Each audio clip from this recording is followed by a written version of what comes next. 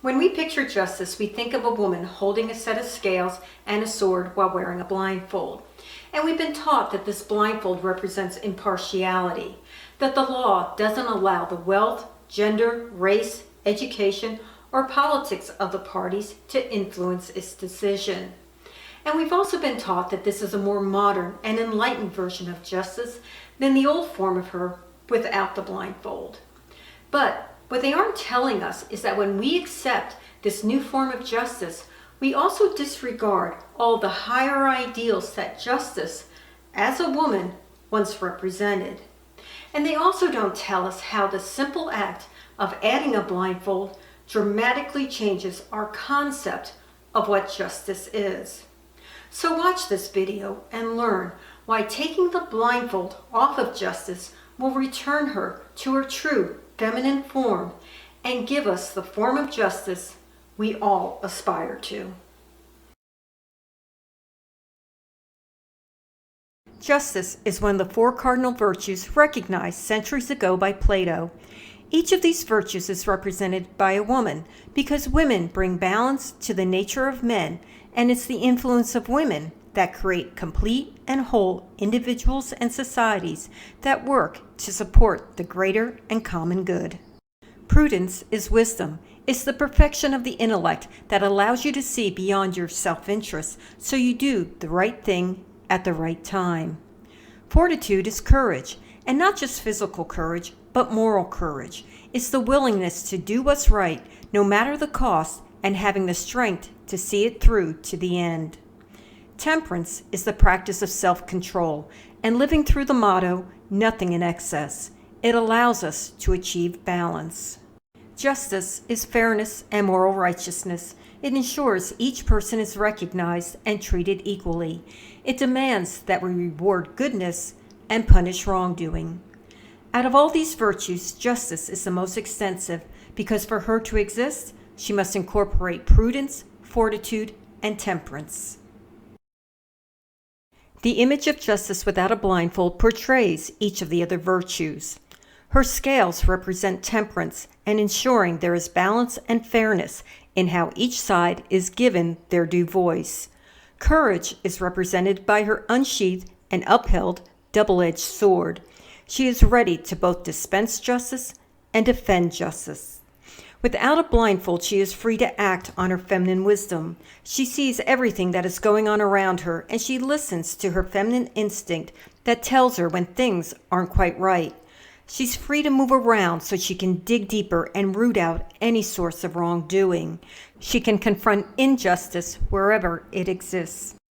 This form of justice inspires all of us to be our better selves because justice is a virtue that exists within us and is supported by our personal wisdom, courage, and temperance. Through our own virtue, each of us does our part to ensure the greater and common good is upheld in everything we do as individuals and collectively as a society. When men put a blindfold on justice, they created a form of justice that suits their nature. Blindfolded, justice is static. She can't move around. She can't seek out injustice. After all, no one wants someone wearing a blindfold walking around swinging a sword.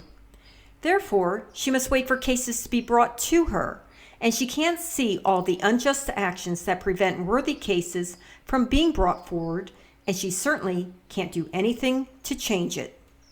Blindfolded, her feminine instinct, intuition, and wisdom are diminished.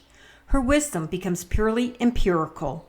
Her scales merely weigh the evidence brought before her, and because she can't see the quality of what is going into the scales, each side is motivated to act only in their best interests in order to tip the scales as much as they can in their favor.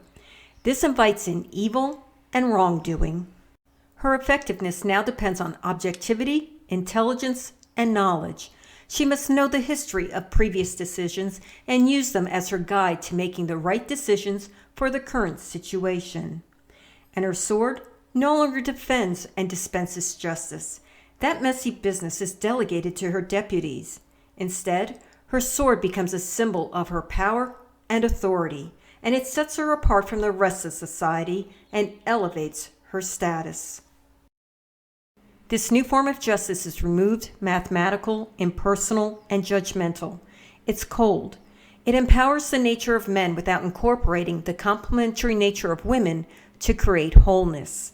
And we're supposed to believe that slapping a blindfold on justice makes up for the absence of feminine qualities and transforms select individuals into worthy advocates of the greater and common good.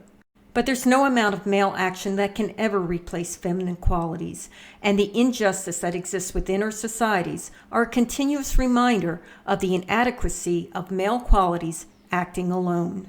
So as women, we must recognize the value of our feminine qualities and their ability to empower the better nature within each of us, so we can transform justice from mere legalities into creating a fair and just society where people do what's right for themselves and others, not because there's some benefit in it, but simply because it's the right thing to do in the interests of the greater and common good. That's true justice. This is Dot Callahan asking you to help me turn the woman in the room into the women in the room.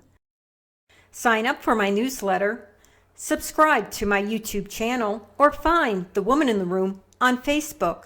It's up to you. Just keep watching and sharing my videos to get advice from a woman who's been there, dealt with that, and knows what works.